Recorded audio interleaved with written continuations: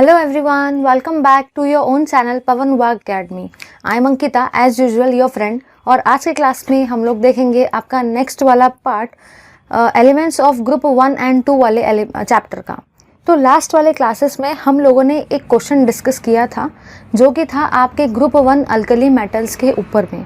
अब उसी के कंटिन्यूशन में हम लोग डिस्कस करेंगे उसी का नेक्स्ट वाला पार्ट जो कि था क्वेश्चन नंबर 2, क्योंकि हम लोगों ने वो वाले क्वेश्चन को डिस्कस किया था बट टाइम के कंसिस्टेंसी की वजह से हम लोगों ने उस क्लास को वहीं पे स्टॉप कर दिया था। उसी के कंटिन्यूशन में हम लोग इस पर्टिकुलर वाली चीज़ को डिस्कस करेंगे।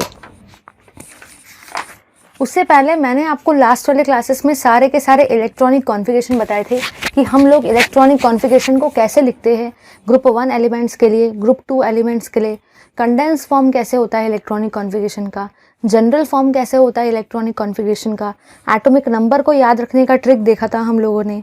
साथ ही साथ मैंने आप लोगों को और भी बहुत सारी चीज़ें वहाँ पे डिस्कस करवाई थी, अलग अलग टाइप के रिएक्शंस। तो चलिए ज़्यादा टाइम वेस्ट किए बिना स्टार्ट करेंगे अपनी इस क्लास को, देखेंगे। तो हम लोगों ने लास्ट वाले क्लास में पेज नंबर 115 का स्टेट बोर्ड के टेक्स्ट बुक का प्रॉब्लम नंबर 8.2 जो था उसको डिस्कस कर लिया है। अब हम लोग नेक्स्ट वाला प्रॉब्लम 8.3 जो है उसको डिस्कस करेंगे, वो भी आपके पेज नंबर 115 पे ही है। तो चलिए देखेंगे इस पर्टिकुलर प्रॉब्लम को जो कि काफ़ी ज़्यादा इंटरेस्टिंग है और नहीं होगा तो बन जाएगा। तो चलिए देखेंगे इस चीज़ को।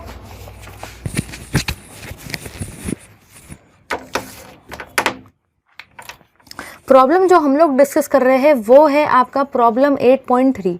प्रॉब्लम 8.3 को हम लोग डिस्कस कर रहे हैं, वो बोल रहा है एक्सप्लेन दी ऑब्जर्व वैल्यूज़। उसने कुछ पर्टिकुलरली आपको वैल्यूज़ दे रखी है, ठीक है। एक दिया है 496 किलो जूल पर मोल और सेकेंड वैल्यू उसने आपको दे रखा है 737 किलो जूल पर मोल। उसने बोला है ये वैल्यूज़ है फर्स्ट आयोनाइजेशन एंथैल्पी की, सोडियम और मैग्नीशियम की, ठीक है।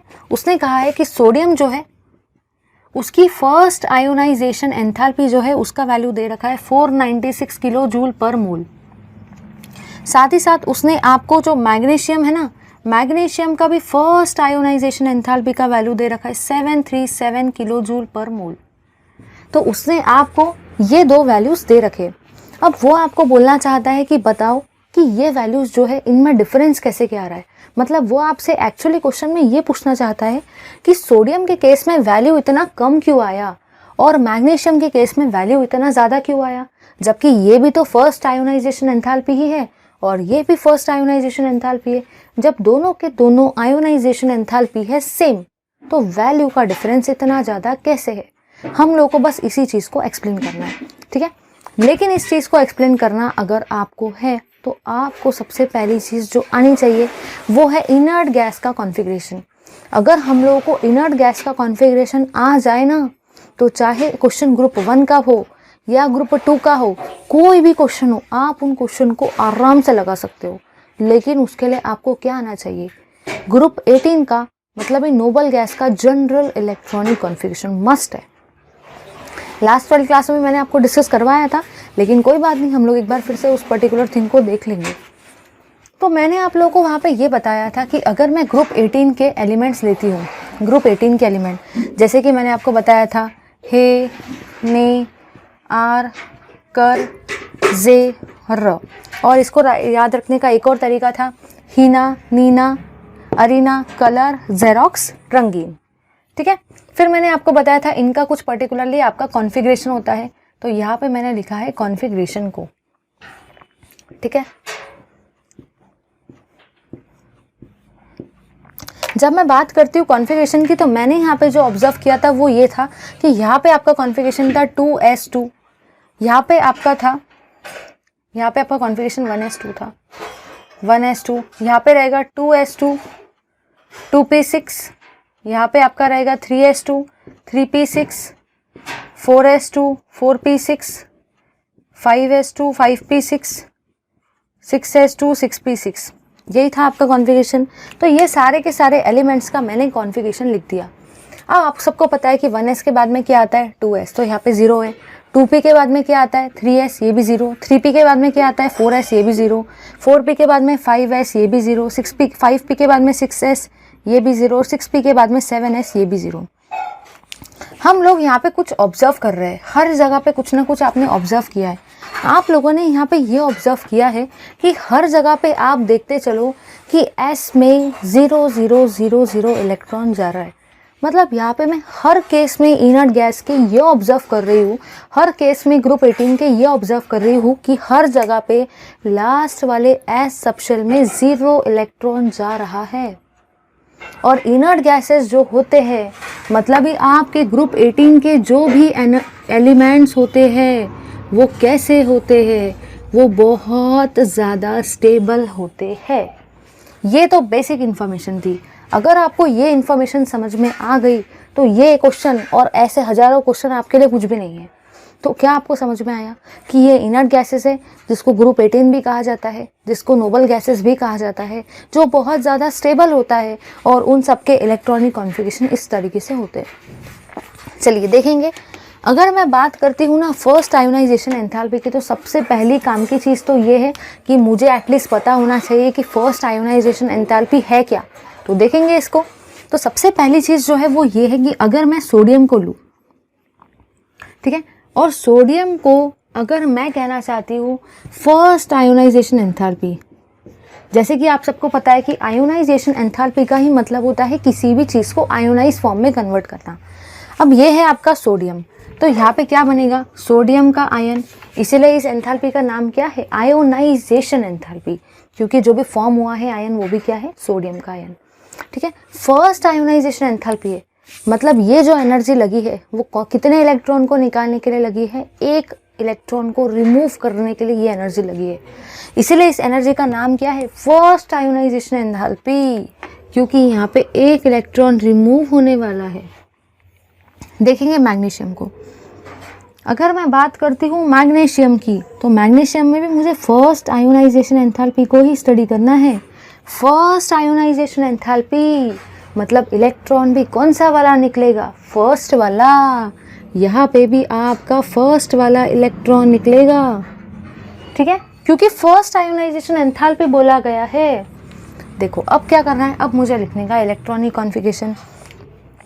अगर मैं बात करती हूँ सोडियम की, तो सोडियम का इलेक्ट्रॉनिक कॉन्फ़िगरेशन क्या होता है, आपके सोडियम का लास्ट वाला इलेक्ट्रॉनिक कॉन्फ़िगरेशन होता है 3s1। हम लोग लास्ट वाला देख रहे हैं, आउटर शेल इलेक्ट्रॉनिक कॉन्फ़िगरेशन देख रहे हैं।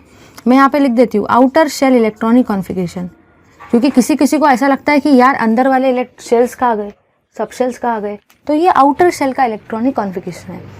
अब सोचो, खुद ही दिमाग से सोचो, यहाँ पे 3s1 है, फर्स्ट आयोनाइजेशन एंथैल्पी कहा गया है, मतलब मुझे फर्स्ट इलेक्ट्रॉन को रिमूव करना है। यहाँ पे एक इलेक्ट्रॉन था, अगर मैंने इस एक इलेक्ट्रॉन को यहाँ से कर दिया रिमूव, तो यहाँ पे क्या बचेगा, यहाँ पे बचेगा 3s0, यस और नो।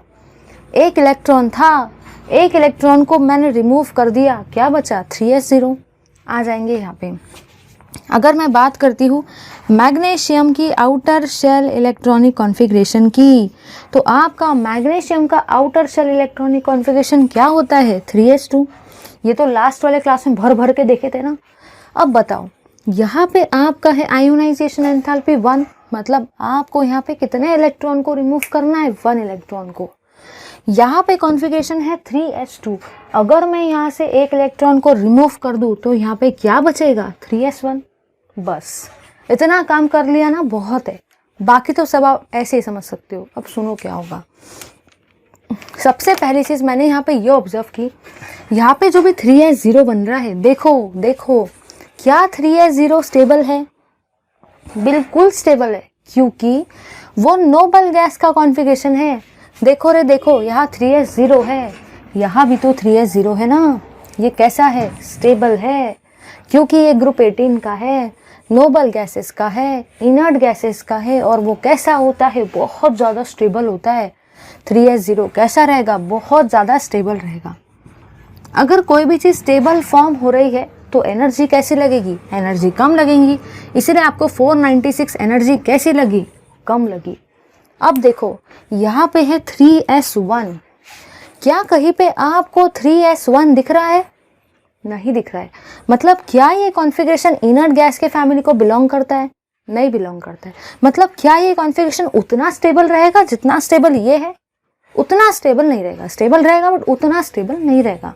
इसलिए मैं क्या बोलूँगी, this configuration doesn't belong to the inert gases, इसलिए इसकी एनर्जी भी कैसे लगेंगी, इसलिए मुझे इसके केस में आपकी जो एनर्जी है वो ज़्यादा लगेगी, हाई एनर्जी लगेगी। समझ आया नहीं? मतलब कहना मुझे ये है कि कभी भी आपको क्वेश्चन अगर पूछा जाए आयोनाइजेशन एंथैल्पी का, अगर फर्स्ट बोला है तो आप एक ही इलेक्ट्रॉन को निकालेंगे, आयोनाइजेशन एंथैल्पी सेकंड बोली है तो आप 2 इलेक्ट्रॉन को निकालेंगे। पहले वाले का कॉन्फ़िगरेशन लिखेंगे, एक इलेक्ट्रॉन को निकालने के बाद का कॉन्फ़िगरेशन लिखेंगे, और कॉन्फ़िगरेशन लिखने के बाद चेक करेंगे क्या ये कॉन्फ़िगरेशन इनर्ट गैस में आता है या नहीं आता है। अगर आता है तो वो चीज़ कैसी रहेगी, बहुत ज़्यादा स्टेबल। अगर कोई भी चीज़ स्टेबल हो रही है, अगर ये कॉन्फ़िगरेशन स्टेबल बन रहा है, तो जाहिर सी बात है मुझे एनर्जी भी कम लगेगी, क्योंकि वो मॉलिक्यूल बोलेगा ठीक है भाई एनर्जी ज़्यादा नहीं लगेंगी, क्योंकि अभी भी तो मैं स्टेबल ही बनने वाला हूँ ना।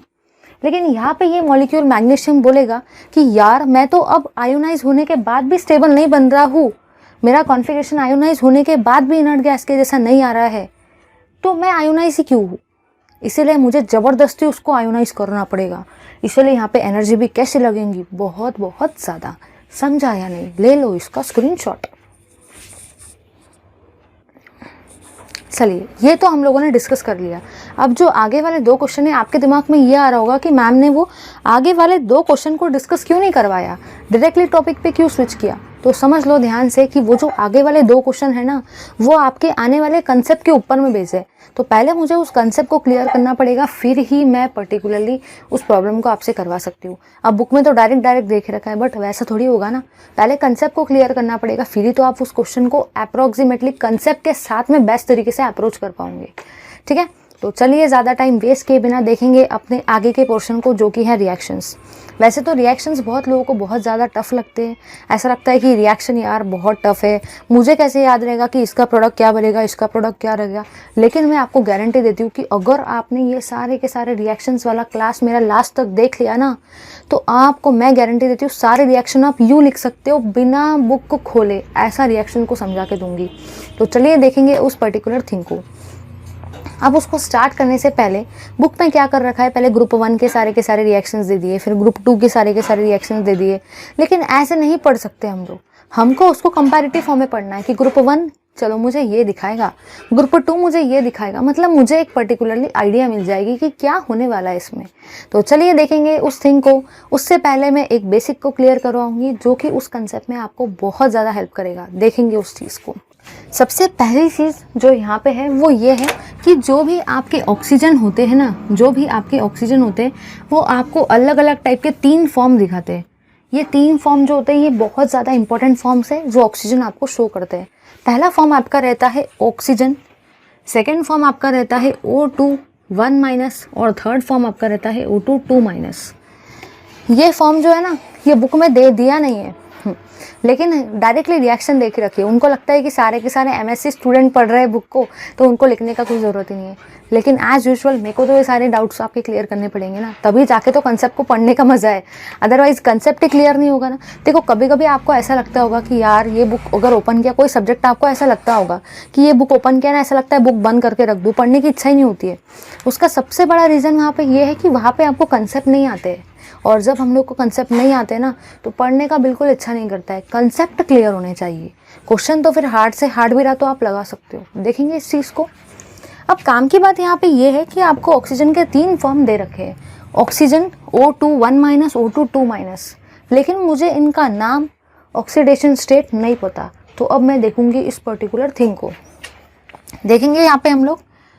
अगर मैं बात करती हूँ सबसे पहली चीज़ की, यहाँ पे जो आपका O है, इस O का मतलब होता है ऑक्साइड, इस O का मतलब होता है ऑक्साइड, और इसके ऊपर चार्ज होता है 2-। जितना भी उस मॉलिक्यूल के ऊपर में चार्ज है ना, वही उसका एक्चुअल चार्ज रहेगा। इसका नाम आपका होता है सुपर ऑक्साइड, इसका नाम होता है सुपर ऑक्साइड, और इसका नाम होता है पर ऑक्साइड। अब देखो क्या होता है ना, मैं तुम लोगों को बता रही हूँ, हम लोगों को ऑक्साइड नाम तो अच्छे से याद रह जाता है कि O2- रहेगा तो ऑक्साइड रहेगा। पेपर में कन्फ्यूजन यहाँ पे ये होता है कि O2 1- सुपर ऑक्साइड था या O2 2- सुपर ऑक्साइड था। ये बड़ा कन्फ्यूजन होता है पेपर में, ये दोनों कन्फ्यूज़ करके जाते हैं। बट मैं आपको एक ट्रिक बता रही हूँ, याद रखो। यहाँ पे बोला गया है पर का मतलब क्या हुआ, एक ज़्यादा, पर का मतलब होता है एक ज़्यादा, ठीक है। इसका मतलब यहाँ पे ये हुआ कि अगर मैं बात करती हूँ सुपर ऑक्साइड की तो चार्ज कितना रहेगा 1 माइनस, बट यहाँ पे आपको बोला गया है पर मतलब एक और ज़्यादा, इसलिए यहाँ पे चार्ज कितना है -2। समझा या नहीं? मतलब कहना मुझे ये है कि ऑक्सीजन के 3 फॉर्म रहेंगे, ऑक्साइड, सुपर ऑक्साइड और पर ऑक्साइड। ऑक्साइड का फॉर्मूला रहेगा O2 माइनस, सुपर ऑक्साइड का रहेगा O2 1 माइनस और पर ऑक्साइड का रहेगा O2 2 माइनस। बोला गया है पर ऑक्साइड, पर मतलब होता है एक से ज़्यादा, इसलिए चार्ज भी कितना रहेगा एक से ज़्यादा, इसलिए चार्ज कितना रहेगा 2 माइनस। समझा या नहीं? पर ऑक्साइड, पर मतलब एक से ज़्यादा, चार्ज भी रहेगा एक से ज़्यादा, कितना चार्ज आया 2 माइनस। अब मुझे देखने का है और आगे। तो ये तो हो गए मेरे ऑक्साइड के फॉर्म्स, ये तो चलो मुझे याद भी रहेंगे, बट मुझे कैसे याद रहेगा कि कौन से वाले कंपाउंड में ये आया है, कौन से वाले कंपाउंड में वो आया, मुझे कैसे पता चलेगा? क्योंकि देखो अभी तो आपको कोई बच्चा भी बता सकता है देख के कि ये ऑक्साइड है, सुपर ऑक्साइड है, पर ऑक्साइड है, बट कोई कंपाउंड हो जाएगा तो कैसे पहचानोगे कि ये इसमें ऑक्साइड है, इसमें पर ऑक्साइड है? वहाँ पे तो आपको वो पहचानना पड़ेगा ना, अदरवाइज आपका काम नहीं होगा। तो चलिए देखेंगे उस पर्टिकुलर थिंग को कि हमें कैसे पता चलेगा, हम आइडेंटिफाई कैसे करेंगे कि इस कंपाउंड में ये वाला ऑक्साइड है। चलिए, सबसे पहली चीज़ और सबसे काम की चीज़ ये है कि कभी भी आपको कोई भी कंपाउंड में कुछ इस तरीके से आ जाए, AO, ध्यान से देखो, AO दिख रहा है सबको, AO का मतलब आप यहाँ पे क्या बोल सकते हो?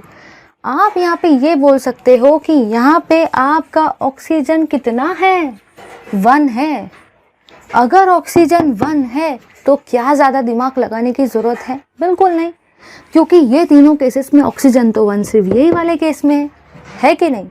ऑक्सीजन 1 यही वाले केस में, इसीलिए इसका नाम क्या रहेगा? इसीलिए इसका नाम रहेगा ऑक्साइड, और इसके ऊपर चार्ज कितना रहेगा? O2 minus. समझा या नहीं? है ना? तो याद रखने का तरीका ये है कि यहाँ पे कोई भी नंबर नहीं है, 1 नंबर है। 1 नंबर आता है ऑक्साइड के केस में, चार्ज कितना होता है? -2।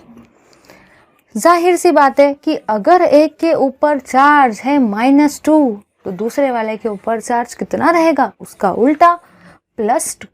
ठीक है, चलो और पढ़ेंगे आगे। अगर मैं बात करूँ कुछ ऐसे एग्जाम्पल की जहाँ पे आपको आ जाए A2O2, अब बताओ क्या करोगे? अब तो बड़ा कन्फ्यूजन होगा, फंस गए हम लोग, बस फंस गए हैं।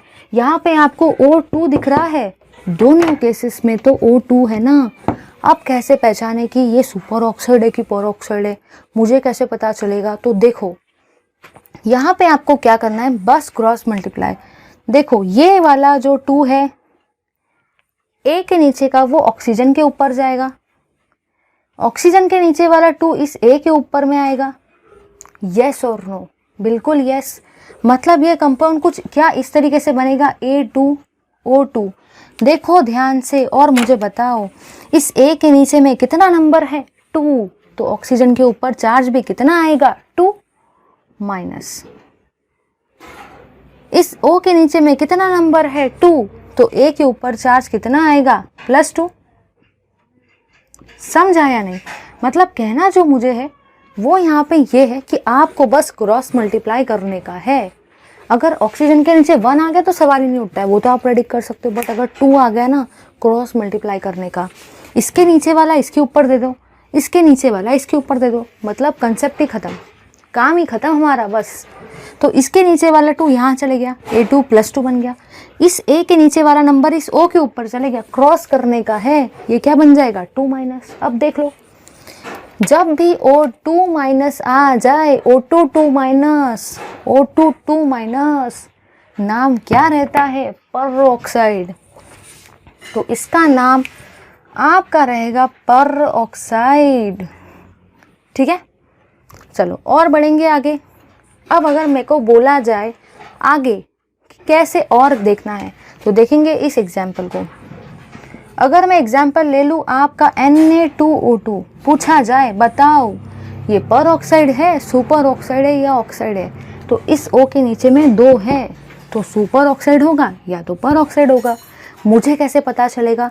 क्रॉस करके देख लो, करेंगे क्रॉस को। अगर मैंने क्रॉस किया तो Na के नीचे वाला O का चार्ज बन जाएगा, O के नीचे वाला Na का चार्ज बन जाएगा। मतलब यहाँ पे होगा क्या? Na है 2, O है 2, Na के नीचे कौन सा नंबर है? 2, तो O का चार्ज भी क्या बन जाएगा? 2-। ऑक्सीजन के नीचे कौन सा नंबर है? 2, तो Na का चार्ज कितना बन जाएगा? +2। समझा या नहीं? तो ये भी आपका क्या रहेगा? पर ऑक्साइड ही तो है। O2 2- इज योर पर ऑक्साइड। चलो और बढ़ेंगे हम लोग आगे। अगर मैं आपको एग्जाम्पल दे दूँ ये वाला, अगर आपको एग्जाम्पल आ जाए ये वाला AO2, अगर ये वाला एग्जाम्पल आ जाए तब ऐसे केस में आप कैसे करोगे? अब तो दिमाग में बड़ा कन्फ्यूजन है कि AO2 आ गया, तो आप सबसे पहले चेक करोगे यहाँ पे भी है AO2, O2 दिख रहा है, O2 सुपर ऑक्साइड में भी है, पर ऑक्साइड में भी। मुझे कैसे पता चलेगा कि सुपर ऑक्साइड है या पर ऑक्साइड है? तो देखो, याद रखो, जहाँ पे कोई नंबर नहीं होता है वहाँ पे कौन सा नंबर होता है? वहाँ पे 1 नंबर होता है। जहाँ पे कोई नंबर नहीं होता वहाँ पे 1 नंबर होता है। हम लोग को क्या करने का है? क्रॉस। हम लोग करेंगे क्रॉस। O के नीचे में है 2, तो A का चार्ज भी क्या बन जाएगा? +2। A के नीचे में है 1, तो O का चार्ज क्या बन जाएगा? 1। इसको हम लोग ऐसे लिखेंगे AO2। A के नीचे में है 1, तो O का चार्ज -1। O के नीचे में है 2, तो A का चार्ज +2। अब बताओ, यहाँ पे आपको आ रहा है, यहाँ पे आपका आ रहा है O2 1-। O2 1- क्या होता है? O2 1- सुपर ऑक्साइड होता है। समझा या नहीं? और देखेंगे एग्जाम्पल को। अगर मुझे एग्जाम्पल कुछ इस तरीके से आ जाए, KO2, कैसे करेंगे? K के नीचे में कोई भी नंबर नहीं है। जहाँ पे कोई भी नंबर नहीं होता है वहाँ पे कौन सा नंबर होता है? 1। क्या करेंगे? Cross multiply. क्रॉस ही तो करना है, और करना ही क्या है? K के नीचे में है 1, तो O के ऊपर भी कौन सा चार्ज जाएगा? 1-। O के नीचे में है 2, तो K का चार्ज कितना बनेगा? +1। बस चार्ज को क्या करने का है? क्रॉस। इसके नीचे वाला नंबर इसका चार्ज, K के नीचे वाला नंबर O का चार्ज बन जाएगा। आपने यहाँ पे क्या ऑब्जर्व किया? यहाँ पे आपका आ रहा है O2 1- क्या होता है? Super oxide. तो इस तरीके से क्या हम लोग कोई भी टाइप के ऑक्साइड को प्रेडिक्ट कर सकते हैं? बिल्कुल कर सकते हैं। जिसके पास ये वाला रहेगा ट्रिक, ले लो इसका स्क्रीनशॉट। बुक में ये नहीं दिया है। चलिए अब हम लोग मूव करेंगे आगे रिएक्शन विथ ऑक्सीजन्स के साथ में। मतलब किसी भी एलिमेंट का रिएक्शन कैसे करेंगे एयर के साथ में।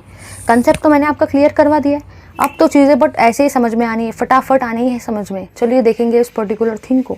अगर मैं बात करूँ तो मेरा जो हेडिंग है, अब देखो आपको ऐसा लगेगा कि मेरे जो कुछ रिएक्शंस है वो बुक के ऑर्डर के साथ मैच नहीं कर रहे हैं, तो बुक में उन्होंने कंपैरेटिव फॉर्म में नहीं बताया और मैं आपको कंपैरेटिव फॉर्म में बता रही हूँ ग्रुप 1 और ग्रुप 2 का, ताकि आपके रिएक्शंस बहुत इजीली फटाफट हो जाए। इसलिए आपको अब बुक के ट्रेंड को फॉलो नहीं करना है, इस ट्रेंड को देखो, लगे तो आप बुक में लास्ट में देख सकते हो, ठीक है।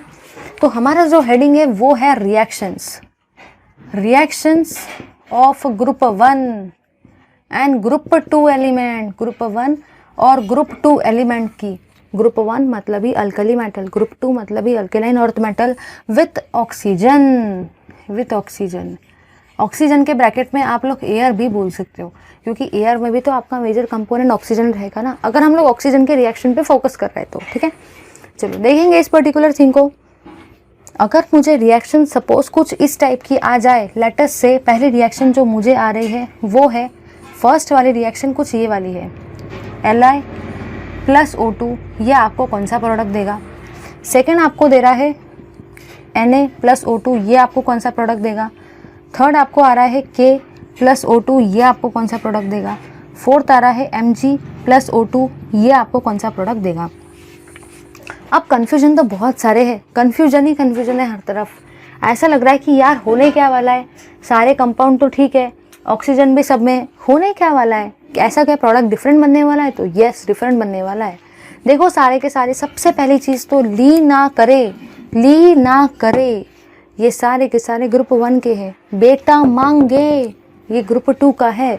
अब देखेंगे यहाँ पे आपका जो प्रोडक्ट बनेगा ना वो रहेगा Li2O।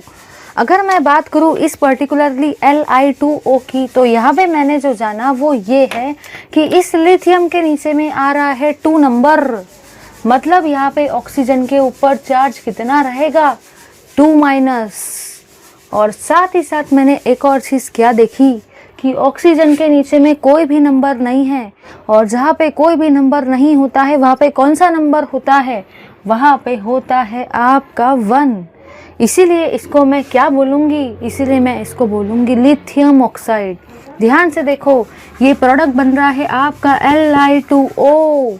इस लिथियम के नीचे में है 2, तो ऑक्सीजन का चार्ज भी कितना रहेगा 2-। इसके नीचे कोई भी नंबर नहीं है, मतलब कौन सा नंबर है 1। और जब भी O1 आ जाता है तो क्या होता है, ऑक्साइड होता है। समझा या नहीं? बुक में यहाँ पे मिस्टेक करके रखी है, बुक में यहाँ पे LiO दे रखा है, आप वहाँ पे जाके सही करो, वहाँ पे आप लोग Li2O बनाओ, एकदम करेक्ट करो, उसको बुक में गलत दे रखा है, ठीक है। सेकेंड रिएक्शन में आपका जो प्रोडक्ट बनेगा वो बनेगा Na2O2। थर्ड केस में आपका जो प्रोडक्ट बनेगा वो बनेगा KO2। फोर्थ केस में आपका जो प्रोडक्ट बनेगा वो बनेगा MgO। रिएक्शन अगर बैलेंस नहीं है तो रिएक्शन को आप लोग बैलेंस कर लेना, कोई भी फर्क नहीं पड़ने वाला, रिएक्शन को आराम से आप लोग बैलेंस कर सकते हो। रेडॉक्स रिएक्शन में भर भर के सिखाया है रिएक्शन का बैलेंसिंग आपको मैंने, ठीक है। चलो देखेंगे यहाँ पे, अगर मैं बात करती हूँ इस LiO की, तो मुझे कैसे पता चलेगा कि ये ऑक्साइड है या सुपर ऑक्साइड है या पर ऑक्साइड है। तो देखो रे देखो, इस ऑक्सीजन के नीचे में क्या कोई नंबर है, नहीं है। जहाँ पे कोई नंबर नहीं होता वहाँ पे कौन सा नंबर होता है 1, यहाँ पे आएगा 1। और जब भी ऑक्सीजन 1 आता है उसका नाम क्या होता है, ऑक्साइड। तो इसका नाम क्या रहेगा, लिथियम ऑक्साइड। इसका नाम आपका रहेगा लिथियम ऑक्साइड, क्योंकि ये है लिथियम, ये है ऑक्साइड। याद रखना, इसको लिथियम ऑक्साइड बोल के इसको सोडियम ऑक्साइड, इसको पोटेशियम ऑक्साइड बोलने की गलती भी मत करना, क्योंकि वो गलत हो जाएगा, ठीक है। आ जाओ यहाँ पे, अब मुझे पूछा जाए बताओ इस O2 के ऊपर में चार्ज कितना रहेगा, सुपर है, पर है या ऑक्साइड है। देखो ये 2 है, 2 एक तो सुपर होगा या तो पर होगा, मुझे कैसे पता चलेगा। तो देखो रे देखो, यहाँ पे आपने ये जाना इस सोडियम के नीचे में है 2 नंबर, ये 2 नंबर इसका चार्ज बनेगा ना, मतलब इसके ऊपर चार्ज कितना आने वाला है 2-। सोडियम के नीचे में है 2 नंबर, हम लोग क्या करते हैं क्रॉस, तो O2 के ऊपर में चार्ज कितना जाएगा 2-। और जब भी O2 2- होता है तो उसका नाम क्या होता है, पर ऑक्साइड। तो इस कंपाउंड का नाम क्या रहेगा, सोडियम पर ऑक्साइड। इसका नाम रहेगा आपका सोडियम पर ऑक्साइड, ठीक है। और बढ़ेंगे आगे, अगर मैं बात करती हूँ इस पोटेशियम की, तो यहाँ पे क्या करेंगे, देखो यहाँ पे इस पोटेशियम के नीचे कोई भी नंबर नहीं, मतलब कौन सा नंबर है 1 है। अगर इसके नीचे में है 1, करेंगे क्रॉस, तो O2 के ऊपर में चार्ज कितना जाएगा 1-। और अगर O2 के ऊपर में चार्ज है 1-, नाम क्या होता है, सुपर ऑक्साइड। तो इसका नाम क्या रहेगा, पोटेशियम सुपर ऑक्साइड। इसका नाम आपका रहेगा पोटेशियम सुपर ऑक्साइड। अगर मैं बात करती हूँ मैग्नीशियम की, तो देखो रे देखो, इस मैग्नीशियम के नीचे में तो 1 ही नंबर है, ऑक्सीजन के नीचे में भी 1 ही नंबर है। जब भी ऑक्सीजन 1 होता है नाम क्या होता है, ऑक्साइड होता है। इसका नाम क्या रहेगा, मैग्नीशियम ऑक्साइड। इसका नाम आपका रहेगा मैग्नीशियम ऑक्साइड। मतलब दिमाग में फिट ये करना है, लिथियम हो मैग्नीशियम हो, क्या फॉर्म करेंगे, oxide. Sodium super oxide, sodium पर ऑक्साइड, और पोटेशियम सुपर ऑक्साइड। तो इस तरीके से याद रख सकते हो, लिथियम मैग्नीशियम ऑक्साइड, सोडियम पर ऑक्साइड, पोटेशियम सुपर ऑक्साइड। मैंने कंबाइन करके पढ़वाया, तो पढ़ने में काफ़ी इंटरेस्टिंग लगा, काफ़ी अच्छा लगा, और ये सारी चीज़ें भी क्लियर हो गई। ले लो इसका स्क्रीनशॉट। चलिए अब हम लोग डिस्कस करेंगे अपना प्रॉब्लम नंबर 8.4। देखो मैंने आपको अभी बताया था कि प्रॉब्लम 8.4 को हम लोग डिस्कस नहीं किए थे पहले इसमें। उसका सबसे बड़ा रीज़न ये था कि उसके पीछे ये वाला कंसेप्ट छुपा हुआ था, जिसको अभी हम लोगों ने 100% एकदम बेस्ट तरीके से क्लियर कर लिया है। तो अब हम लोग देखेंगे उस पर्टिकुलर प्रॉब्लम को, कुछ भी नहीं करना है रे, यही वाले कंसेप्ट को वहाँ पे अप्लाई करना है। बस दिमाग में फिट कर लो, ऑक्सीजन के 3 फॉर्म। अगर ऑक्सीजन के नीचे 1 है तो वो क्या रहेगा, आंखें बंद करके लिख दो ऑक्साइड है। अगर ऑक्सीजन के नीचे 2 आए तो चेक करो सुपर है या पर है। अगर चार्ज है 1 माइनस तो क्या रहेगा, सुपर ऑक्साइड। अगर चार्ज है 2 माइनस 1 है ज़्यादा तो नाम भी क्या रहेगा, पर ऑक्साइड। कैसे पता चलेगा सुपर है या पर है, बस क्रॉस, काम खत्म। देखेंगे इस पर्टिकुलर प्रॉब्लम को। चलिए देखते हैं। आपका जो प्रॉब्लम है वो है प्रॉब्लम नंबर 8.4, जिसको हम लोग डिस्कस कर रहे हैं। प्रॉब्लम 8.4 जो कि दिया है पेज नंबर 115 पे, वो बोल रहा है what is the oxidation state of sodium. उसने आपको ऑक्सीडेशन स्टेट बोला है सोडियम का, ऑक्सीडेशन स्टेट ऑफ सोडियम पूछा है इन Na2O2। उसने आपको एक कंपाउंड दे रखा है और उसने आपको बोला है बताओ सोडियम का ऑक्सीडेशन स्टेट कितना रहेगा। जिन स्टूडेंट को मेरा ये वाला कंसेप्ट एकदम बेस्ट तरीके से समझ गया ना, 100% गारंटी देती हूँ उनका आंसर भी आ गया होगा। आई होप आ गया होगा, कमेंट्स में मेंशन कर सकते हो अगर आ गया होगा तो देखेंगे इस पर्टिकुलर थिंग को। देखो यहाँ पे आपको बोला गया है Na2O2। अब मुझे कैसे पता चलेगा कि यहाँ पे ऑक्सीजन है कौन सा। तो देखो सबसे पहली चीज़ देखो, करना क्या है, करना तो बस एक ही है, क्रॉस करेंगे। क्रॉस ऑक्सीजन के नीचे में कितना नंबर है 2, तो सोडियम का चार्ज कितना बनेगा +2। सोडियम के नीचे में कितना नंबर है 2, तो O2 का भी चार्ज कितना बनेगा 2 माइनस, एक है माइनस, दूसरा क्या रहेगा प्लस। करना वही था, बस मैंने कुछ भी नहीं किया है, क्रॉस किया है।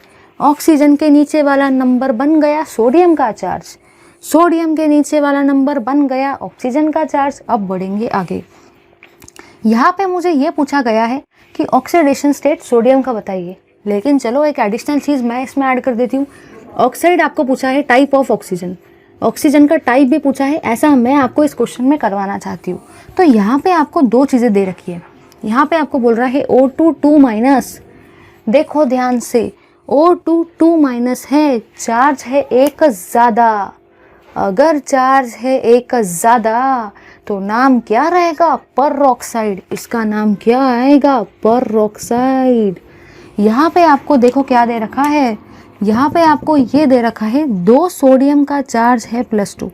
मैक्सिमम स्टूडेंट्स जो है ना, जब वो क्वेश्चन को पढ़ेंगे तो वो यहाँ पे लिख के आएंगे कि सोडियम का चार्ज +2 है। बट देखो रे, आंखें खोलो, वहाँ पे आपको 2 सोडियम का नहीं पूछा है, वहाँ पे आपको 1 ही सोडियम का पूछा है। आप क्वेश्चन का आंसर 2 सोडियम का दे रहे हो। देखो यहाँ पे Na2 है, 2 सोडियम का चार्ज +2 है, 2 सोडियम का चार्ज +2 है। इसी का मतलब क्या होगा, 1 सोडियम का चार्ज कितना होगा +1। आपको क्वेश्चन में 1 सोडियम का पूछा है, 2 का नहीं, तो चार्ज कितना आएगा +1। आंखें खोल के क्वेश्चन को लिखना है, ऐसा नहीं कि देख लिया कि 2 है तो 2 लिख दिया। देखो ना, वहाँ पे 1 सोडियम का पूछा है, आप 2 सोडियम का आंसर कर रहे हो। 2 सोडियम का +2 है तो 1 सोडियम का कितना होगा +1 होगा। ले लो इसको स्क्रीनशॉट। चलिए अब हम लोग डिस्कस करेंगे इसी के कंटिन्यूशन में प्रॉब्लम नंबर 8.5 को। तो चलिए देखेंगे अपने प्रॉब्लम नंबर 8.5 को, डिस्कस करेंगे प्रॉब्लम 8.5 को। बट प्रॉब्लम 8.5 को देखने से पहले मुझे आपको एक चीज़ बताने की है, और वो चीज़ जो है वो ये है कि जब भी मैं बात करूँगी कुछ इस टाइप की, हम लोग जब भी जाते हैं ऊपर से नीचे, मतलब टॉप टू बॉटम, हम लोग जब भी जाते हैं ना टॉप टू बॉटम, तो वहाँ पे मैंने ये जाना, चलो ग्रुप 1 के एलिमेंट्स भी लिख देंगे। ग्रुप 1 के एलिमेंट्स आपके कौन से होते हैं, ग्रुप 1 के एलिमेंट्स आपके होते हैं हेलिना करे रब से फरियाद, हेलिना करे रब से फरियाद, ये होते हैं आपके ग्रुप 1 के एलिमेंट्स। ग्रुप 2 के एलिमेंट्स कौन से होते हैं, बेटा मांगे, कार स्कूटर बाप राजी, बेटा मांगे कार स्कूटर बाप राजी। आपको बाकी नाम याद रखने की ज़रूरत भी नहीं है, याद करो मैंने कुछ बताया था। जब भी हम ऊपर से जाते हैं नीचे, देखो मेरे हाथों की तरफ, जब भी हम ऊपर से जाते हैं नीचे, कुछ याद आया? याद ये आया होगा कि फॉर्म कौन सा ट्रायंगल होता है? सीधा ट्रायंगल। आपका यहाँ पे सीधा ट्रायंगल फॉर्म होगा जब भी हम जाएंगे ऊपर से नीचे, क्योंकि नीचे जाने से आपका साइज़ क्या होता है? नीचे जाने से आपका साइज़ बढ़ता है, इसलिए वहाँ पे कौन सा ट्रायंगल बनता है? सीधा ट्रायंगल। इसलिए यहाँ पे कौन सा ट्रायंगल बना? सीधा ट्रायंगल, क्योंकि नीचे जाने से साइज़ बढ़ता है। अब रीज़न ये था, मैंने आपको कुछ बताया था कि जब ऊपर से नीचे जाएंगे तो साइज़ बढ़ेगा, बट जब भी हम लोग लेफ़्ट टू राइट जाएंगे ना, लेफ़्ट टू राइट, तो आपका जो साइज़ है वो क्या होते जाता है? आपका साइज़ डिक्रीज़ होगा। याद आया कुछ? मैंने कहना मुझे ये है कि जब भी मैं जाती हूँ टॉप टू बॉटम, ऊपर से नीचे, तो मेरा सीधा ट्रायंगल बनता है, साइज़ बढ़ता है। और जब भी मैं जाती हूँ लेफ़्ट टू राइट, तो मेरा साइज़ क्या होता है? उसका उल्टा। अगर यहाँ है बढ़ रहा, यहाँ पे है सीधा ट्रायंगल, तो यहाँ पे कैसा ट्रायंगल रहेगा? उल्टा ट्रायंगल। यहाँ पे साइज़ क्या होगा? डिक्रीज़ होगा। चलो बढ़ेंगे और आगे मैंने यहाँ पे ये जाना कि जब भी मैं टॉप टू बॉटम जाती हूँ तो याद करो कुछ बताया था, नंबर ऑफ शेल क्या होते हैं? नंबर ऑफ शेल आपके इंक्रीज़ होते हैं, इसीलिए तो एटॉमिक साइज भी क्या होती है? इंक्रीज़ होती है। नंबर ऑफ शेल एडेड, मतलब भी इंक्रीज़ होते हैं, इसीलिए तो आपका एटॉमिक साइज भी क्या होता है? इंक्रीज़ होता है। जब भी मैं लेफ़्ट टू राइट जाती हूँ तो याद करो कुछ बताया था कि जो भी आपका इफेक्टिव न्यूक्लियर चार्ज है ना, वो इंक्रीज़ होता है, इसीलिए तो आपकी एटॉमिक साइज क्या होती है? डिक्रीज़ होती है। यस और नो? या भर के बढ़ चुके मेरे से। अब हम लोग क्वेश्चन को डिस्कस कर रहे हैं, प्रॉब्लम नंबर 8.5। वहाँ पे आपको बोला है, जो कि इसी कंसेप्ट के ऊपर में बेस्ड है, वहाँ पे आपको बोला गया है कि जो भी आपका एटॉमिक रेडियस है सोडियम का और पोटेशियम का, ठीक है, फिर आपको बोला है सोडियम का और मैग्नीशियम का। तो एटॉमिक रेडियस जो है सोडियम का वो दे रखा है 186 और पोटेशियम का दे रखा है 227। सोडियम का 186 दिया है और मैग्नीशियम का आपको दिया है 160। ये आपको क्वेश्चन में गिवन है, ठीक है। पिकोमीटर हो, एमस्ट्रॉन्ग हो, मुझे उससे क्या, मुझे तो बस इंक्रीज डिक्रीज को देखना है, काम मेरा खत्म। एटॉमिक रेडियस, ये भी आपका क्या रहेगा? एटॉमिक रेडियस,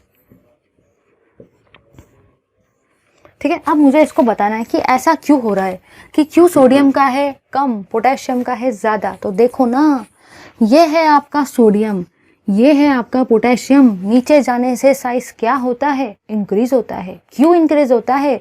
क्योंकि नीचे जाने से शेल क्या होते हैं? शेल होते हैं ऐड, शेल होते हैं इंक्रीज, शेल का नंबर इंक्रीज होता है तो साइज क्या होगा? इंक्रीज होगा।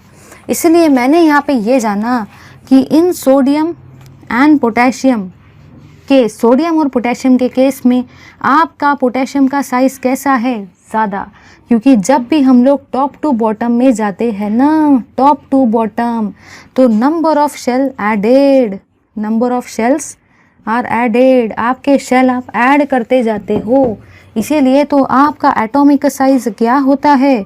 इसीलिए तो आपका एटॉमिक रेडियस क्या होता है? वो भी होता है इंक्रीज। ये तो हुआ फर्स्ट पॉइंट। सेकेंड पॉइंट मुझे ये बोलना है, इन सोडियम एंड मैग्नीशियम, अगर मैं सोडियम और मैग्नीशियम की बात करूँ तो देखो, ये है आपका सोडियम और ये है आपका मैग्नीशियम। जब भी हम लोग लेफ़्ट टू राइट जाते हैं, जब भी हम लोग लेफ़्ट टू राइट जाते हैं तो क्या होता है? आपका एटॉमिक साइज डिक्रीज होता है। क्यों होता है? क्योंकि इफेक्टिव न्यूक्लियर चार्ज क्या होता है? इंक्रीज। मतलब मैं यहाँ पे ऐसा लिख सकती हूँ कि इस पर्टिकुलर केस में जो भी आपका सोडियम रहेगा उसका एटॉमिक साइज मैग्नीशियम से ज़्यादा रहेगा, क्योंकि जब भी हम लोग लेफ़्ट टू राइट जाते हैं ना, लेफ़्ट टू राइट, तो आपका इफेक्टिव न्यूक्लियर चार्ज इंक्रीज होता है, जिसके वजह से आपका जो भी एटॉमिक साइज है ना, एटॉमिक रेडियस है ना, वो डिक्रीज होता है। समझा या नहीं? कंसेप्ट क्लियर हो गया ना? तो ये कॉम्बिनेशन की जगह अगर पेपर में ये कॉम्बिनेशन आ जाए तो भी आप लिख सकते हो। कंसेप्ट क्लियर होना चाहिए। आंसर को रट्टा मारोगे और पेपर में कुछ और पूछ लिया तो क्या करोगे? ये दोनों ना पूछते हो, ये दोनों पूछा तब फंस जाओगे। तब कंसेप्ट हेल्प करेगा। ले लो स्क्रीनशॉट। चलिए अब हम लोग मूव करेंगे। देखो जैसे कि हम लोगों ने अभी थोड़ी देर पहले ग्रुप 1 और ग्रुप 2 के सारे मतलब ये अल्कली मेटल और अल्कलाइन अर्थ मेटल के सारे रिएक्शंस देख लिए। किसके साथ? ऑक्सीजन के साथ। अब हम लोग ग्रुप 1 और ग्रुप 2 मतलब ये अल्कली मेटल्स और अल्कलाइन अर्थ मेटल्स के रिएक्शन किसके साथ देखेंगे हम लोग पानी के साथ में वो कैसे रिएक्ट करते हैं, पानी के साथ में उनका रिएक्शन कैसा होता है, विगरस होता है, स्लो होता है, फास्ट होता है, आग लगती है या क्या होता है, वो सारी चीज़ें हम लोग देखेंगे अभी इस पर्टिकुलर वाले पार्ट में। यहाँ पे भी मैं आपको सेम ग्रुप 1 और ग्रुप 2 का कंपैरेटिव फॉर्म में पढ़ाऊंगी, जिससे कंसेप्ट मेरे एक्चुअली क्लियर होंगे। तो देखेंगे उस पर्टिकुलर पार्ट को, देखेंगे उस पर्टिकुलर थिंग को।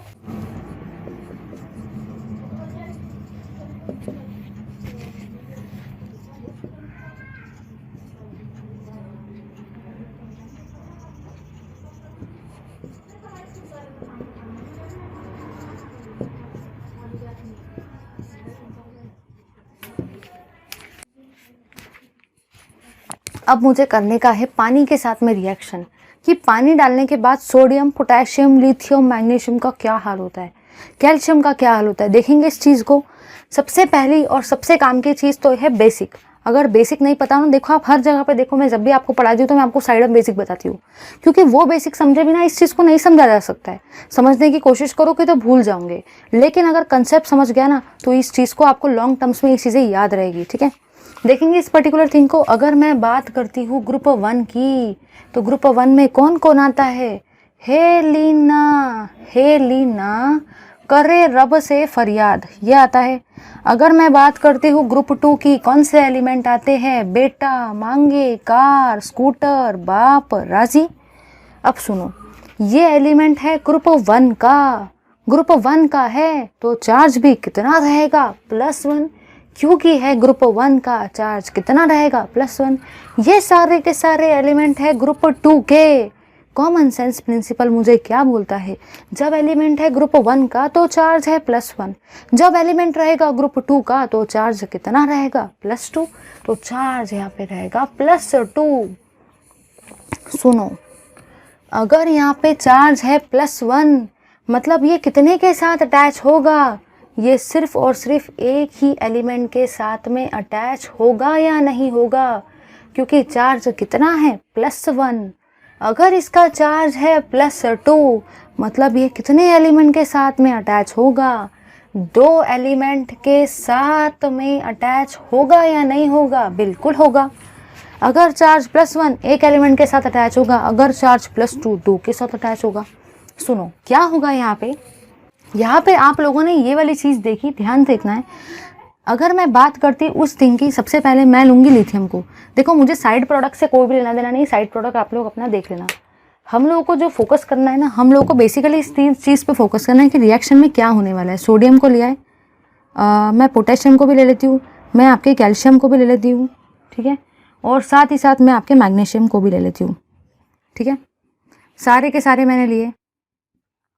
सब में किसको डालेंगे? सब में पानी को डालेंगे, क्योंकि रिएक्शन सब में किसके साथ करनी है? रिएक्शन तो हमको हर किसी में पानी के साथ करनी है, इसलिए सभी केसेस में मैंने किसको डाला? पानी को डाला। अब देखो मैं आपको कंबाइन करके पढ़ा रही हूँ, जिससे पढ़ाने में बहुत मज़ा आएगा और पढ़ने में भी। सुनो, देखो यहाँ पे, देखो ध्यान से, यहाँ पे आपका है लिथियम। लिथियम पानी में हमेशा कौन सी चीज़ें होती है? पानी में तो हमेशा 2 चीज़ें होती है, एक होता है आपका H+, एक होता है आपका OH-। अब सोचो, दिमाग में क्वेश्चन ये आता है कि यहाँ पे प्रोडक्ट जो बनेगा, चलो वो मुझे आ भी गया, बट मुझे कैसे पता चलेगा कि ये मेटल H+ के साथ जुड़ेगा या OH- के साथ? क्योंकि पानी में तो दोनों है। तो अपना कॉमन सेंस लगाओ, बताओ मेटल कैसे होते हैं? मेटल होते हैं इलेक्ट्रोपॉजिटिव, पॉजिटिव होते हैं। और पॉजिटिव हमेशा केमिस्ट्री में किसके साथ रिएक्ट करना पसंद करते हैं? किसकी तरफ अट्रैक्ट होते हैं? उल्टे की तरफ, मतलब ही नेगेटिव की तरफ। अगर मेटल है पॉजिटिव तो अटैच किससे होंगे? नेगेटिव से। किससे होंगे? OH- आयन से। अगर मैं इसके प्रोडक्ट की बात करती हूँ तो इसका प्रोडक्ट बनेगा LiOH, इसका बनेगा NaOH, इसका बनेगा KOH, इसका बनेगा CaOH और इसका बनेगा MgOH। पिक्चर बाकी है, ध्यान से सुनो। कहना मुझे यहाँ पे ये है, मैं साइड प्रोडक्ट के बारे में बातचीत नहीं कर रही क्योंकि मुझे इससे लेना देना है। रिएक्शन बैलेंसिंग मैं नहीं कर रही, वो आप करो क्योंकि आपको आना चाहिए, ठीक है। अब सुनो, कहना मुझे ये है, सारे के सारे थे मेटल। मेटल कैसे थे? इलेक्ट्रोपॉजिटिव थे। सब ने किसके साथ रिएक्ट करना पसंद किया? नेगेटिव वाले के साथ, क्योंकि पॉजिटिव वाला हमेशा किसको ये करता है? नेगेटिव वाले को। वो मिसिंग वर्ड आप समझ लो क्या होगा। अब कहना मुझे यहाँ पे ये है कि ये है लिथियम। लिथियम कौन से ग्रुप का है? ग्रुप 1 का है। चार्ज कितना रहेगा? +1। कितने के साथ अटैच होगा? 1 के साथ। इसीलिए यहाँ पे कौन सा नंबर आएगा? 1। यहाँ पे सोडियम है, सोडियम भाई साहब है। सोडियम भी तो ग्रुप 1 का ही है ना। ग्रुप 1 में चार्ज कितना होता है? +1। कितने के साथ अटैच होगा? 1 के साथ। यहाँ पे है पोटेशियम। पोटेशियम भी तो ग्रुप 1 का है। ग्रुप 1 में चार्ज कितना होता है? +1। कितने के साथ अटैच होगा? 1 के साथ। अब ध्यान दो, यहाँ पे है कैल्शियम। कैल्शियम तो ग्रुप 2 का है। अगर कोई भी एलिमेंट ग्रुप 2 का होता है ना, तो उसके ऊपर चार्ज कितना होता है? +2। इसका मतलब वो कितने के साथ अटैच होता है? 2 के साथ। इसीलिए यहाँ पे OH भी कितने आएंगे? 2। समझा या नहीं? अगर मैं बात करूँ मैग्नीशियम की, मैग्नीशियम भाई साहब भी तो ग्रुप 2 के है। ग्रुप 2 में चार्ज कितना होता है? +2। कितने के साथ अटैच होंगे? 2 के साथ। इसलिए यहाँ पे भी कितना नंबर आएगा? 2। अब क्या क्लियर हुआ? हम लोग हमारे मन से कहीं पे भी 2 लगाते, कहीं पे भी 1, बट यार सोचो तो सही, वो एलिमेंट की प्रॉपर्टी क्या है? ग्रुप 1 का है तो 1 के साथ ही अटैच होगा। चार्ज भी कितना रहेगा? +1। ग्रुप 2 का है, चार्ज कितना रहेगा? +2। कितने के साथ अटैच होगा? 2 के साथ। जहाँ पे भी हाइड्रोजन गैस निकलेगी वहाँ पे हाइड्रोजन गैस को निकाल दो। साइड प्रोडक्ट में नहीं लिख रही हूँ। अब आपको लगेगा कि यहाँ पे तो NaOH लिखा है और बुक में तो Na+OH- दिया है, तो क्या कोई फ़र्क पड़ता है? NaOH को हम लोग ऐसा भी तो लिख सकते हैं ना, Na+1 + OH1-। कोई फ़र्क पड़ेगा क्या? कोई फ़र्क नहीं पड़ता है। ऐसा लिखो, कोई भी फ़र्क नहीं पड़ेगा, ठीक है। ले लो इसका स्क्रीनशॉट। काफ़ी मज़ा आया ना पढ़ने में। एटलीस्ट अब मुझे जाके आपको कंसेप्ट में क्लियर, मतलब आपको कंसेप्ट क्लियर हुआ होगा कहाँ पे 1 आएगा और कहाँ पे 2 आएगा। हर जगह पे ये चीज़ हेल्प करती है। अब लो इसका स्क्रीनशॉट। एक बात यहाँ पे जो आपको याद रखनी है वो ये है कि लिथियम जो होता है ना, वो स्लोली रिएक्ट करता है। यहाँ पे रिएक्शन बहुत स्लो रहती है, स्लो रिएक्शन। लेकिन यहाँ पे इन दोनों के केस में आपकी रिएक्शन कैसी रहती है? बहुत ज़्यादा फास्ट रिएक्शन। इसीलिए देखो, अगर आप लोग अपने केमिस्ट्री के लैब में गए होंगे, जिनको प्रैक्टिकल्स करना बहुत पसंद होता है, ऐसे बहुत सारे लोग रहते हैं मेरे जैसे, जिनको प्रैक्टिकल लैब में जाके कुछ तोड़ना फोड़ना और कुछ करना में बहुत मज़ा आता है। मुझे तो बहुत मज़ा आता था। प्रैक्टिकल में जाओ, अलग अलग टाइप के केमिकल्स ऐड करो, रिएक्शन करो, काफ़ी मज़ा आता था। और तोड़ने फोड़ने में तो और भी मज़ा आता था, है ना? आता है ना? आता होगा।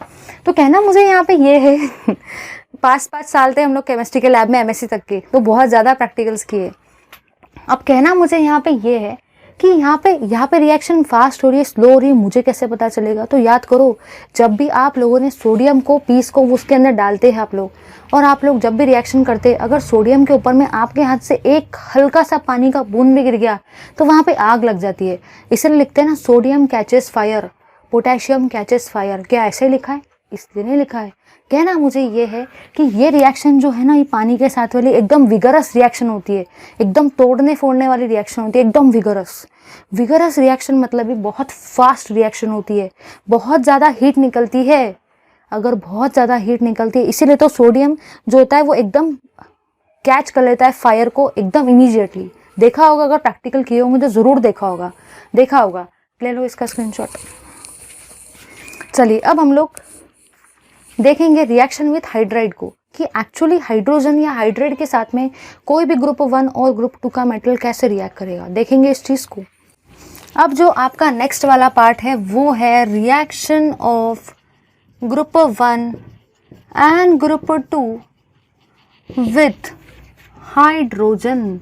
हाइड्रोजन के साथ में ग्रुप 1 और ग्रुप 2 के एलिमेंट्स कैसे क्या रिएक्ट करेंगे। तो देखो, ध्यान से देखो, अगर आ जाए ग्रुप 1 आ जाए, मतलब ही अगर आपकी रिएक्शन कुछ ऐसी आ जाए, मेटल प्लस हाइड्रोजन, क्योंकि किसके साथ रिएक्ट करना है, हाइड्रोजन के साथ में करना है, ठीक है।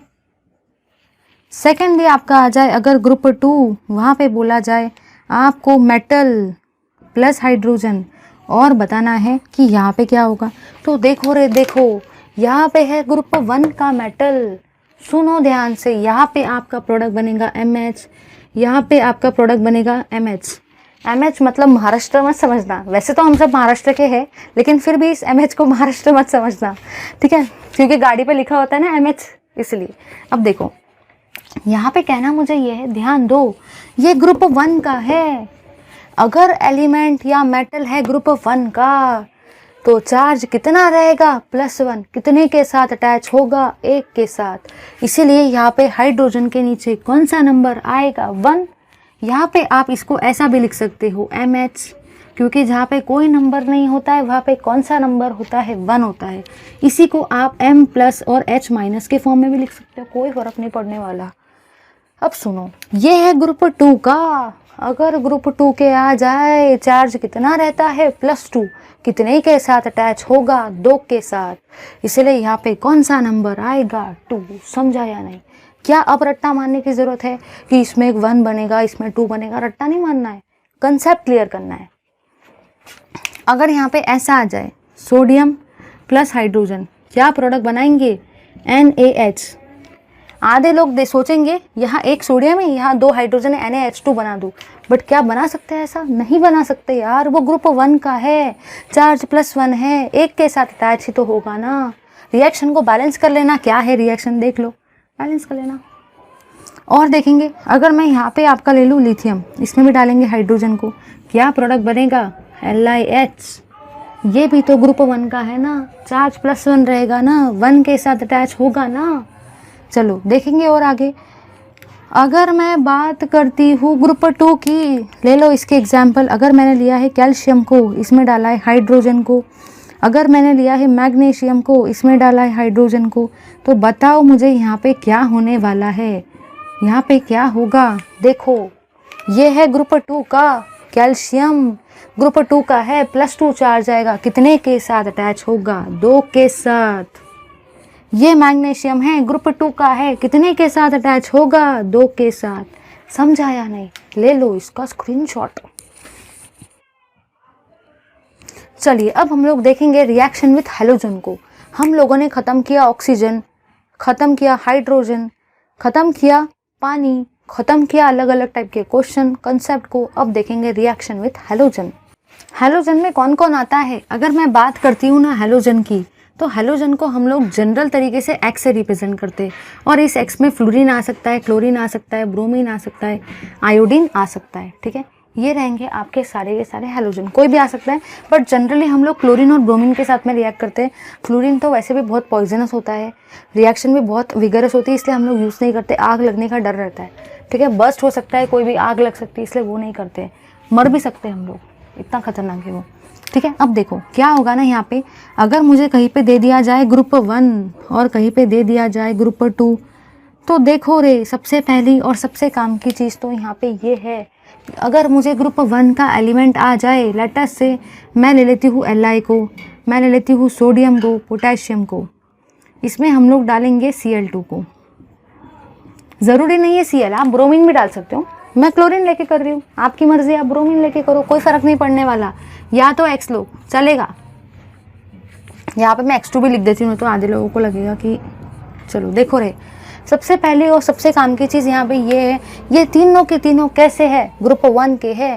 ग्रुप 1 में चार्ज कितना होता है, +1, कितने के साथ अटैच होंगे, 1 के साथ। इसलिए यहाँ पे आपके प्रोडक्ट क्या बनेंगे, LiCl, NaCl, KCl, सबके नीचे में कुछ नहीं है, मतलब क्या होगा, 1 होगा। 1 क्यों आया, समझा? ग्रुप 1 के है, चार्ज +1 रहेगा, 1 के साथ ही तो अटैच होंगे। अब बढ़ेंगे आगे, अगर मुझे आ जाए बेरियम प्लस क्लोरीन, ब्रोमीन भी ले सकते हैं, Mg+ क्लोरीन, आपको आ जाए Ca+ क्लोरीन, तो देखो यहाँ पे क्या होगा। अगर मैं बात करूँ इसकी, ये ग्रुप 2 के है, ग्रुप 2 के, ये रिएक्शन को मैंने बैलेंस नहीं किया है, आप लोग बैलेंस कर देना ये रिएक्शन को, ठीक है, कोई फर्क नहीं पड़ता है। चलो अगर मैं बात करती हूँ ग्रुप 2 की, बेरियम मैग्नीशियम कैल्शियम की, बेरियम मैग्नीशियम और कैल्शियम की, बेरियम मैग्नीशियम और कैल्शियम की अगर मैंने बात की है, ये तीनों के तीनों कौन से ग्रुप के हैं, ग्रुप 2। चार्ज कितना रहेगा, +2, कितने के साथ अटैच होंगे, 2 के साथ। इसलिए यहाँ पे आपका प्रोडक्ट क्या बनेगा, यहाँ पे आपका प्रोडक्ट बनेगा BaCl2 MgCl2 CaCl2। क्या आपको समझ में आया कि ये सारे के सारे 2-2 के साथ में क्यों अटैच हुए, क्योंकि चार्ज कितना है, +2, कितने के साथ अटैच होंगे, 2 के साथ। ऐसा है ना, ये एक्चुअली ऑर्गेनिक वाला पार्ट में भी कुछ इस टाइप के रिएक्शंस रहते हैं। सीरियसली बता रही हूँ, ऑर्गेनिक अगर तुम लोग पढ़ोगे ना, जब मैं तुम लोग को ऑर्गेनिक पढ़ाऊंगी तो you will flow in organic. Organic तुम्हारा सबसे परफेक्ट सब्जेक्ट बन जाएगा, क्योंकि मैं ऑर्गेनिक भी कुछ इसी तरीके से पढ़ाती हूँ जिस तरीके से मैंने आपको ये वाली चीज़ बताई कंसेप्ट के साथ, ठीक है।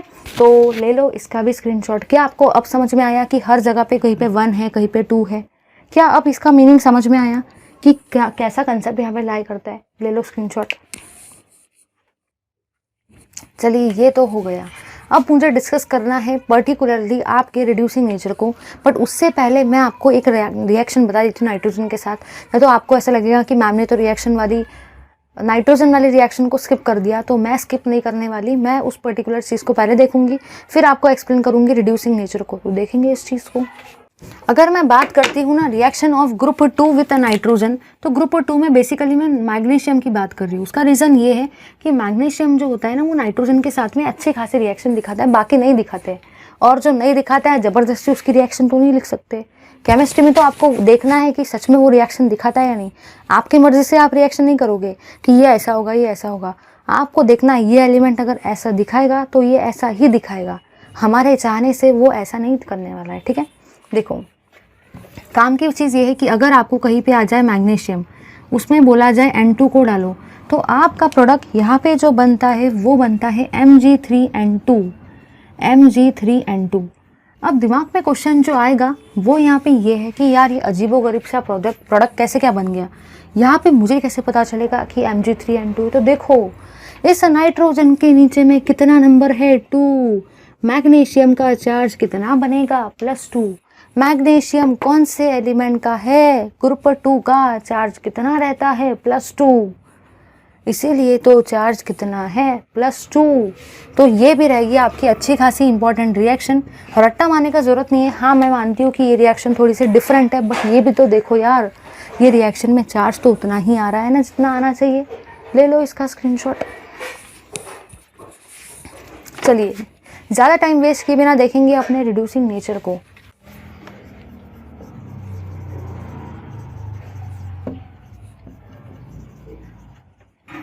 अगर मैं बात करती हूँ रिड्यूसिंग नेचर की, मतलब ही एज अ रिड्यूसिंग एजेंट की मैं बात कर रही हूँ कि वो रिड्यूसिंग एजेंट में किस तरीके से एक्ट करेगा, तभी तो वो उसके रिड्यूसिंग नेचर को एक्सप्लेन करेगा ना। तो देखेंगे इस पर्टिकुलर थिंग को। सबसे पहली और सबसे काम की चीज़ यहाँ पे ये है कि यहाँ पे भी ऑफ कोर्स ग्रुप 1 और ग्रुप 2 का ही कंपैरिजन होने वाला है। तो अब हम लोग देखेंगे ग्रुप 1 को, फिर हम लोग देखेंगे ग्रुप 2 को। इनको हम लोग इस फॉर्म में पढ़ेंगे। तो यहाँ पे जो मैंने जाना वो यहाँ पे ये है कि ग्रुप 1 में आपके आते हैं अल्कली मेटल्स, ग्रुप 2 में कौन से मेटल आते हैं, अल्केलाइन अर्थ मेटल्स। फिर मैंने यहाँ पे ये जाना कि ग्रुप 1 में अगर मेरे हैं अल्कली मेटल्स, है ना, तो कहना मुझे ये है कि ये सारे के सारे मेटल्स जो होते हैं ना, ऑल ग्रुप 1 एलिमेंट्स, आपके ग्रुप 1 के जो भी एलिमेंट्स होते हैं ना, मतलब भी मैं अल्कली की बात कर रही हूँ, अल्कली मेटल्स की, वो शो करते हैं वेरी हाई, बहुत ज़्यादा हाई नेगेटिव इलेक्ट्रोड पोटेंशियल वो आपको शो करते हैं। Very high negative electrode potential वो आपको शो करते हैं। बट अगर मैं बात करती हूँ अल्केलाइन अर्थ मेटल्स की, तो ऑल ग्रुप 2 एलिमेंट्स, मतलब ही आपके अल्केलाइन अर्थ मेटल्स, वो आपको शो करेंगे high value of high negative value of electrode potential, high negative value of electrode potential.